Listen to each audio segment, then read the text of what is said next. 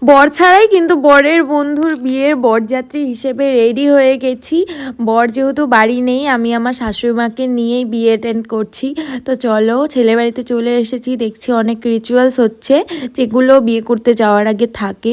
তো সেগুলোই, আমাদের বাড়িতে ছেলের বিয়ে খুব কমই হয়েছিল, যার জন্য আমি এত নিয়মকানুন দেখিনি। আজকে অনেক দিন পরে দেখলাম, ভালো লাগছে।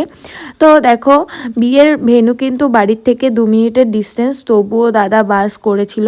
তো বাসে করে চলে গিয়েছিলাম, আর চলেও এসেছি 1 মিনিটে। তো যাই হোক, এখানে আমাকে তত্ত্ব হাতে ধরিয়ে দিয়েছে, তো যদিও আমি সেটা অন্য কাউকে দিয়ে দিয়েছিলাম। আর এই হলো ভবন।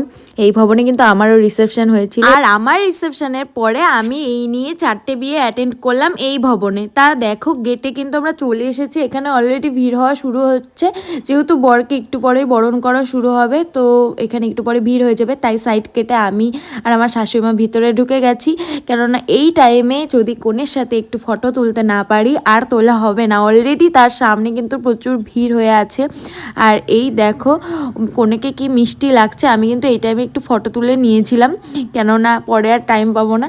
আর এই দিকে দেখো, বরের এন্ট্রি হয়ে গেছে, আর ওরা গেটেও ধরে নিয়েছে। আমার খুব ভালো লাগে এই মানে সেটা, কিন্তু আমার কোনো দিদি বা বোনের এখনও বিয়ে হয়নি। দিদির বিয়ে হচ্ছে, কিন্তু সেইভাবে মজা করতে পারিনি। কিন্তু বোনের বিয়ে হয়নি, বোনের বিয়ের সময় আবার মজা করব এরকম গেট ধরায়।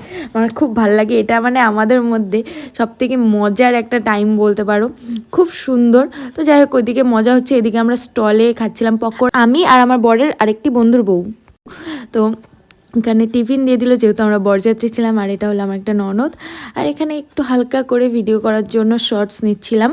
তো এখানে দেখো, কোনে ফটো তোলার জন্য না, সরি ফটো না, নিরীক্ষণের জন্য রেডি হচ্ছিল, বসবে। আর আমরা তারপরে খেতে বসে পড়েছি তাড়াতাড়ি, যেহেতু বাড়ি ফাঁকা ছিল, তাড়াতাড়ি বাড়ি আসতে হবে। খেতে বসে পড়েছি। আর এই দেখো মেনু কার্ড। তো মেনুতে কী কী ছিল এটা নিয়ে আরেকটা ভিডিও আসবে। তো লাস্টে ছিল আইসক্রিম, সেটা নিয়ে আমরা আবার ভেন্যুতে মানে বিয়ের জায়গায় চলে এসেছিলাম। তো বেশি লেট করিনি, ওরা বিয়েতে বসতে বসতে অনেকটাই লেট করেছে।